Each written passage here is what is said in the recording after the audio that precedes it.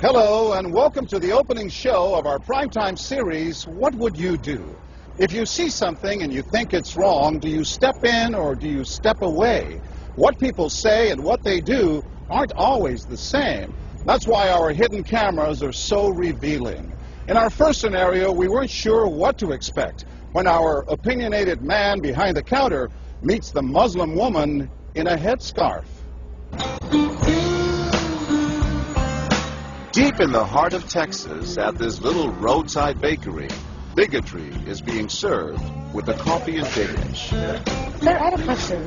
No, ma'am. We don't serve Muslims here. I'm sorry? This is America. We're at war with your people. I don't know what you think I am. I'm just trying to get an apple. Well, you're a terrorist is what you are. So... Excuse me? You got to take your business elsewhere. We don't serve your kind here. The other customers at this bakery near Waco seem to hear everything, but they barely look at the Muslim woman, even when the language is tough to take. Get back on the camel and go back wherever you came from. Sir, I'm an American. I was born and raised in No, this you're not. country. Americans don't wear towels on their head. Muslim Americans say these are words they hear all the time in all parts of the country. But here at the bakery, what the customers don't know is that this Muslim woman and the man behind the counter are actors. The bakery is working with us, all part of a primetime hidden camera experiment on prejudice and patriotism. Please take your business elsewhere. Am I asking too much? When no one even tries to help her, she makes a direct appeal. Sir, would you mind ordering me an apple strudel? That's why I'm here.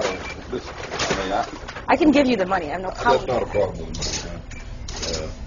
Please, no, sir. I'm not going to let you have order. a job. But when he gives her the cold shoulder, she finally just leaves. You could have helped her out. You could have spoken up. Why not? Me speak up for her? Well, if he tried to do some harm to her or something, then I would have. But why not try to set him straight? I really think that a person that owns his own business should be able to say who they sell to. She's not American. Others seem to agree with our actor as to who's an American and who's not.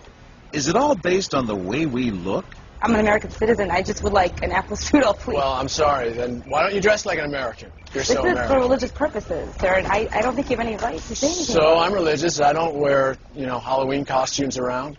I mean, am I wrong here, sir? Not me. I run no. my business the way I want to That's run. right. That's right. Don't come in here without shoes and skirt on. This customer is adamant that the man behind the counter is doing the right thing. I'm ready for you.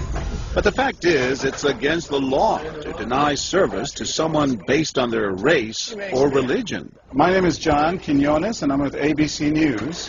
What did you think of what you heard here? I didn't hear anything racist. He told her he wouldn't serve her.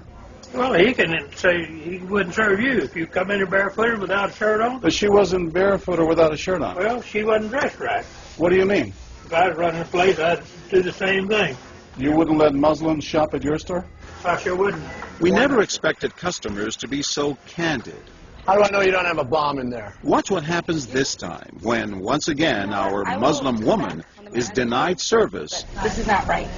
and again leaves. We reserve the right to not serve. That's right. Certain kind. That's right. That's, I appreciate saying that. I think that's the first time I've ever seen that. He not only commends the man behind the counter for his discriminatory behavior, but he gives him the thumbs up, not once, but twice, Good job. All right. as he leaves. Sir, could I talk to you, sir, for a second? But when I approach, Sir, we're with ABC News. there is no thumbs up for me. We staged a little experiment in there to see how people would react to that kind of attitude. You're not an American. I am an American. That man took it a bit farther, telling me I'm not an American. He was threatened. Jack DeVideo is a social psychologist at Yale University. So when we as Americans feel threatened from the outside, we're going to define ourselves in very rigid fashions, either with me, and if you're not really one of me, then you must be somebody else who's against me. The young woman in our experiment is an actor, but for this woman, discrimination is all too real. Nahaya Javed helped us design our experiment. Although born in Chicago, she says she's constantly characterized by fellow Americans as the enemy. They always start off with, you're a terrorist, Osama lover, towel head, camel jockey, on and on.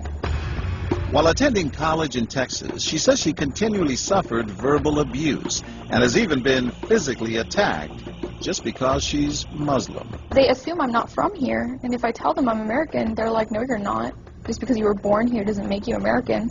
And I'm like, so what makes you American? It's a daily battle. Mm-hmm.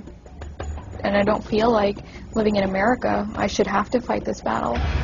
Meanwhile, back at the bakery, our actor is at it again. But how do I know you're not a terrorist? Terrorists look like you.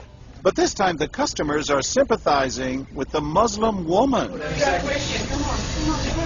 Right, I know, but can you blame me? Yeah, I can't blame you, actually. Why? What's the problem? All right, we'll get out of here. You need to go yourself, actually. What do you need to do? Okay, sir. I'm a good American, all right? We're at war with these people. My dad's a veteran. Go yourself. So is mine. And he's not the only one who walks out in anger. You need to stop segregating against people. It's wrong. Excuse me? She's an American. No, like you're a bad American. Time and again, people speak out with their pocketbooks. You lost a couple of customers, just so you know. But look what happens when this man threatens to leave. You're not a good American, sir. I believe I am a good American. My son just came back from serving in the Army for over a year in Iraq, and that has nothing to do with her rights. I understand that. Thank you, sir. And I hear what you're saying. But I can't believe you would be so discriminatory. I'm deeply offended by that. I'm sorry to offend you, sir, but I've got to live with myself. Seething, the man vows to fight back. I will let people know this. I've stopped here every time I come by this place, and I'll never stop here again.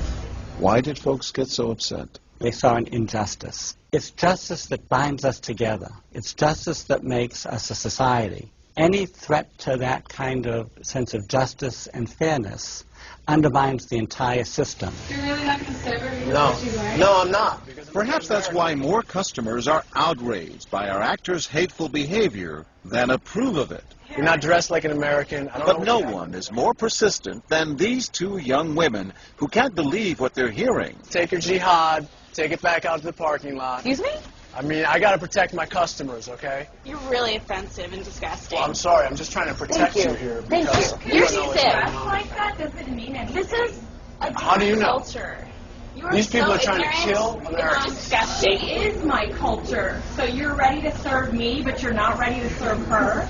You're obviously dressed like an American. Big deal. She's Muslim. And unlike the others, they don't just leave in anger. They stand their ground. So you're going to regulate what people wear? Yes, because I believe you the the degree manager? of... No, I'm not the manager. Can I speak to your manager? I'm John Quinones with ABC News. It's only when we catch up with our heroines that they finally let their guards down. I'm with my friend who's, Muslim, and that's, I've just seen how people treat them differently. And it really hurts me. Just watching them stand up for what they believe in touches Professor DeVideo. In a way, they defended America.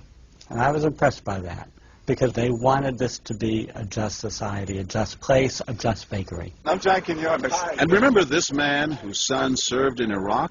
He's also moved to tears. Every person deserves to be treated with respect and dignity.